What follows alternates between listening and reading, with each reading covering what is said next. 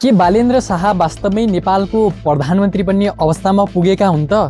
2026को निर्वाचनपछि राष्ट्रिय स्वतन्त्र पार्टीले अप्रत्याशित रूपमा बहुमत ल्याएपछि देशको राजनीतिक एकाएक नयाँ मोडमा पुगेको देखिन्छ। काठमाडौँ महानगरपालिकामा बालेनले देखाएको कार्यशैली, डिजिटल गभर्नेन्स, कडा निर्णय र भ्रष्टाचारी विरुद्धको स्पष्ट अडानले उनलाई राष्ट्रिय स्तरमा लोकप्रिय बनायो। तर अब स्थानीय तहभन्दा धेरै जटिल संरचना भएको केन्द्र सरकार सञ्चालन गर्नु उनका लागि सबैभन्दा ठुलो परीक्षा बन्नेछ। सबैभन्दा पहिले उनले सामना गर्नुपर्ने चुनौती भनेको आफ्नै पार्टीभित्रको एकता हो। रासोपामा फरक विचार र पृष्ठभूमिका नेताहरू रहेका कारण उनीहरूलाई एकै दिशामा अघि बढाउनु अत्यन्तै आवश्यक छ। यदि पार्टीभित्र असन्तुलन देखियो भने सरकारको स्थिरता नै जोखिममा पर्न सक्छ। त्यसैले बालेनको पहिलो जिम्मेवारी भनेको आन्तरिक समन्वय र बलियो नेतृत्व देखाउनु हुनेछ। सरकारका प्राथमिकतामा सुशासन र भ्रष्टाचार नियन्त्रण पहिलो स्थानमा पर्ने देखिन्छ।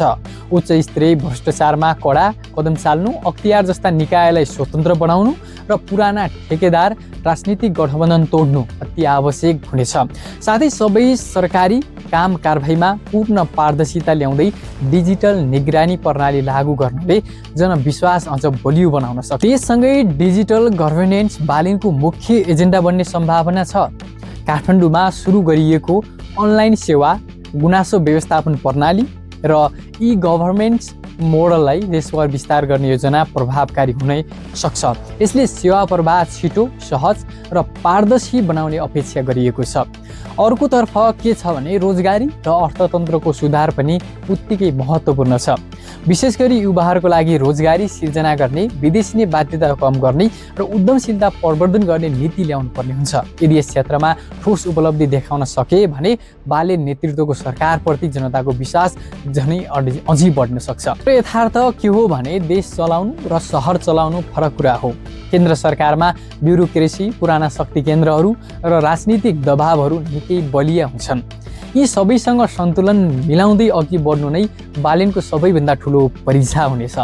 अन्ततः उनको सफलता केवल लोकप्रियतामा होइन तर दीर्घकालीन परिणाममा निर्भर रहनेछ। किनकि विश्वास जित्न सजिलो हुन्छ तर त्यसलाई कायम राख्न सबैभन्दा गाह्रो हुन्छ। हस्त दर्शकबिन आजको भिडियोमा यति नै। भोलि फेरि अर्को शानदार भिडियो लिएर तपाईँहरूको माझमा आउने नै छु। त्यति जेलसम्मको लागि म विनोद केसी पूर्वेली पनि बिदा हुन्छु। नमस्कार, जय देश, जय नेपाल।